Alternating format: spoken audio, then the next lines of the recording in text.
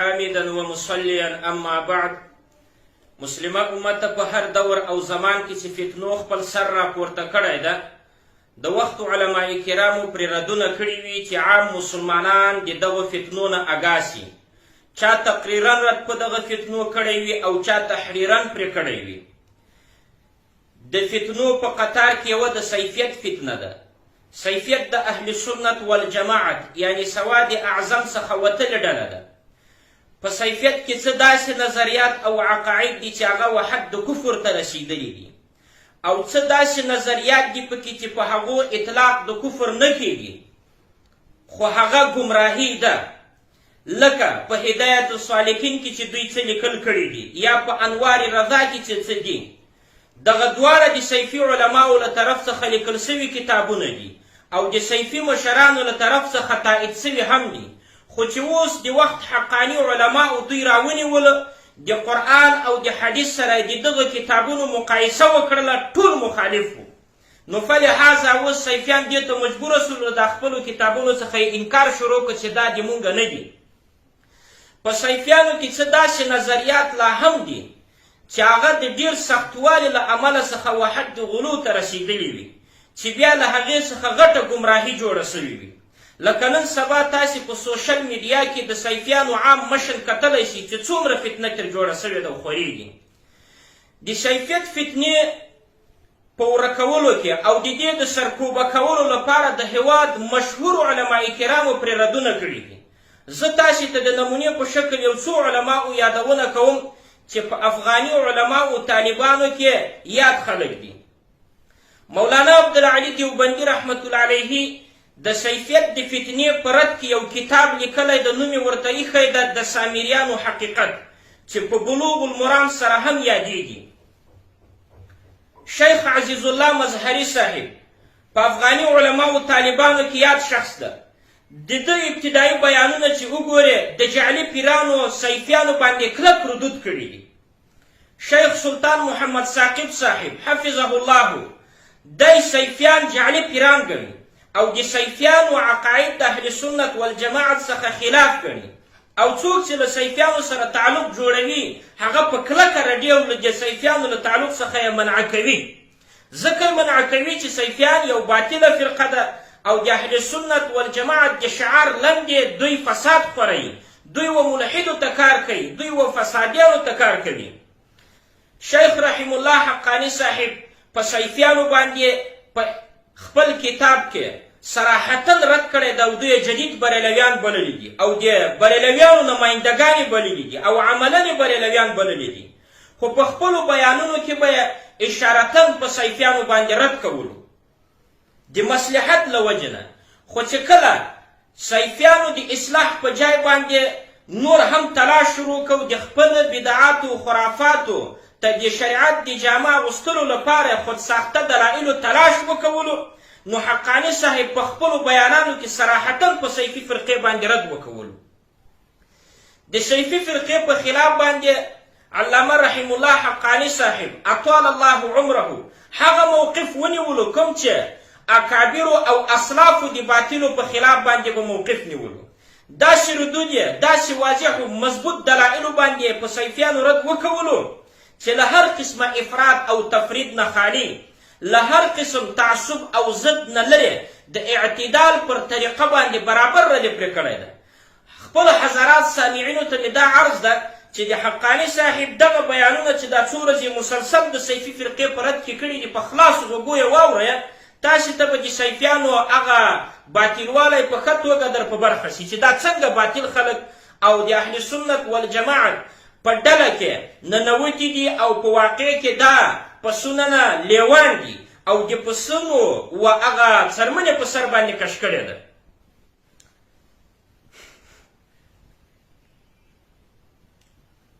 زما صیفیانو ته توصیه ده د دې په جای چې دوی د خودساخته دلایلو تلاش کوي او خپل ځان پټوي تقیه کوي، نو د دې په جای د دوی د خپلو اتباعو د ځانونو اصلاح وکوي. او صیفیان د څو شیانو کې له ادنا نه تر اعلا پورې دوی براعت اعلان کړي. یوه دوی خپل هغه خاص شعار چې په جوماتونو او عبادت ځایونو کې ګډېده دا دې پرېږدي. دا جعلي پیران چې دوی په کرسیو ناست دي او لاسونه دا ښوروي، دشمانونه د خپلو مریدانو او متعلقینو په طرف ورغورځوي او هغوی د ډیمانو په شان ته پورته او ښکته کېږي په عبادت ځایونو کې، دا دې پرېږدي. دویم د دوی په مسئله د حاضر او ناظر کې د بریلویانو څخه براعت اعلان کړي. داسې براعت دې اعلان کړي چې له اعلی صیفي څخه نیولې تر ادنا پورې ټول د اقراري براعت اعلان کړي.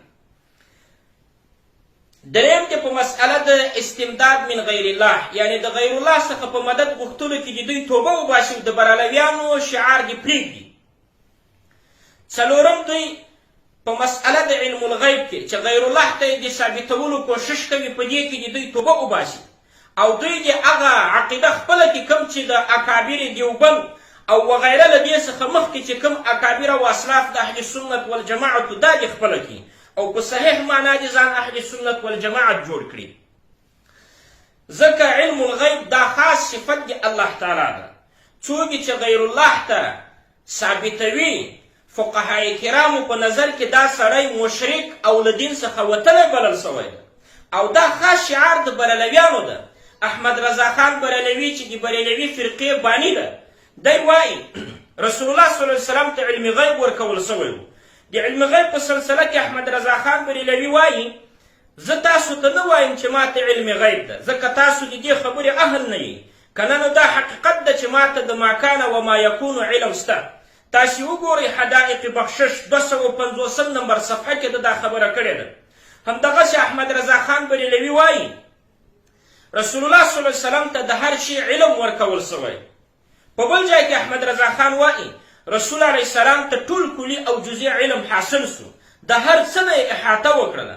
په بل ځای کې وایي لوح او قلم چې په هغې کې ټول ما کان و ما یکون دي، هغه د رسول علیه السلام د علومو یوه ټوټه ده. تاسې وګورئ ادیان باطله اور صراط مستقیم 240 نمبر صفحه چې د بریلوي مشر دغه عقیده نقل کړې ده او حال دا چې دا صیفیانو کلکه خپله کړې ده. بریلویان وایي چې رسول علیه السلام ته علم غیب کلي عطایي ده او صیفیان وایي لکه په افغانستان او د خیبر پښتونخوا کې چې کوم صیفیان موجود دي چې رسول علیه السلام ته علم غیب جزئي عطایي ده. او دغه عقیده د قرآني آیاتونو او د احادیث نبویو خلاف ده، د امت د متفق اجماع خلاف ده. علم غیب وایي څه ته؟ علم غیب هغه شیان کوم چې اوس لا وجود کې نه دي راغلي یا خو راغلي دي خو تر اوسه پورې په یو مخلوق باندې د هغو ظهور نه ده سوی، خو صیفي حمقا نه پوهېږي.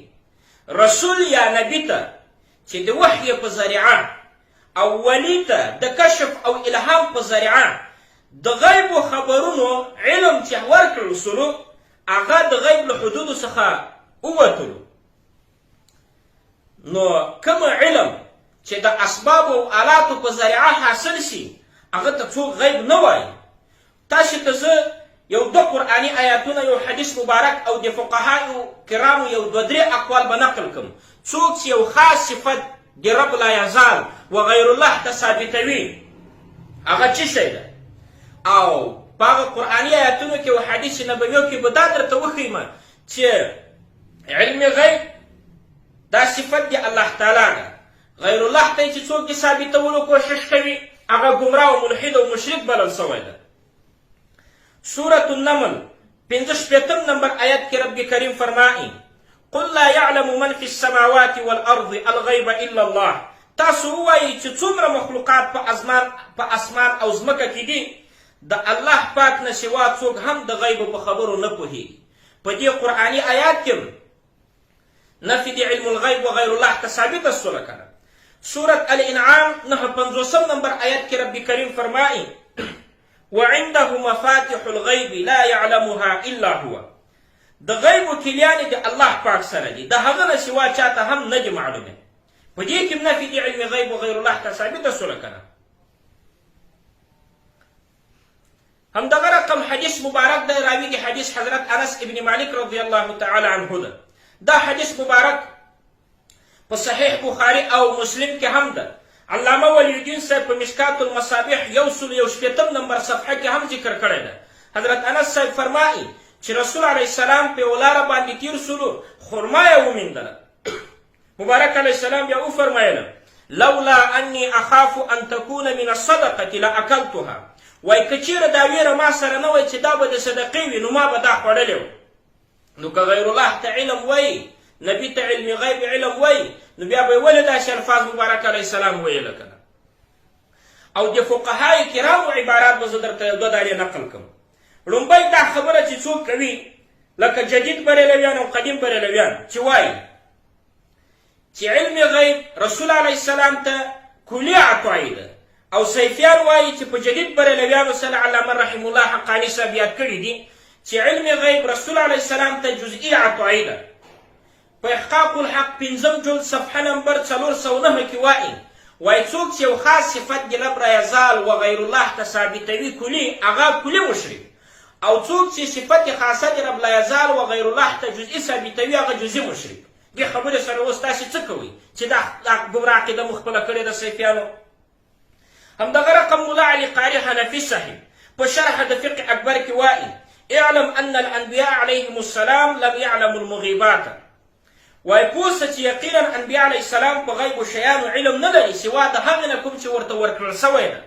او بیا وایي وذكر الحنفية تصريحا بالتكفير باعتقاد أن النبي عليه الصلاة والسلام يعلم الغيب لمعارضته قوله تعالى قل لا يعلم من في السماوات والأرض الغيب إلا الله. وای احناف په صراحت سره د هغه چا تکفیر کړی څوک چې دا عقیده لري چې رسول علیه السلام په غیب باندې پوهېده، ځکه داسې عقیده د الله پاک د دې قول سره وای په مقابل کې ده چې فرمایي قل لا يعلم من في السماوات والأرض الغيب إلا الله. همدغه رقم علامه ابن نجیم رحمة الله علیه فرمایي لو تزوج بشهادة الله ورسوله لا ينعقد ويكفر لاعتقاده أن النبي يعلم الغيب. وای که څوک نکاح کوي او شاهد الله او رسول کړي لا ينعقد، دا نکاح وای تړل کېږي نه. ويكفر لاعتقاده أن النبي يعلم الغيب، او د هغه دا عقیده ساتل وای کفر ده چې وایي چې رسول علیه السلام په غیب باندې پوهېده. اوس ګورئ تاسې رسول علیه السلام ته علم غیب ثابتوئ او اسلاف څه وایي چې داسې عقیده ساتل کفر ده. البحر الرائق اول جلد صفحه نمبر 14 کې دا کتلی شئ تاسې. همدغه رقم ته په شرح عقائد النسفیه 123 نمبر صفحه کې دغه عبارت درته وایم فرمایي وبالجملة العلم بالغيب هو تفرد به الله تعالى لا سبيل إليه للعباد إلا بأعلام منه أو إلهام. خلاصه دا ده چې علم غیب یو داسې شی ده چې صرف الله پاک ته معلوم ده، بندگان هغه ته نشي رسېدلی، صرف په دې خبره چې الله پاک یې په وحي یا الهام سره ورته بیان کړي بس. نو صیفیان د خپله ګمراه عقیده پرېږدي که نه حقاني علماء کرامو څخه زمونږ دا غوښتنه ده چې عام مسلمانان دي د دغه فتنې نه باخبره کړي او د دوی هغه ګمراه کن عقاید د مسلمانانو ته وښیي چې د دغه فتنې نه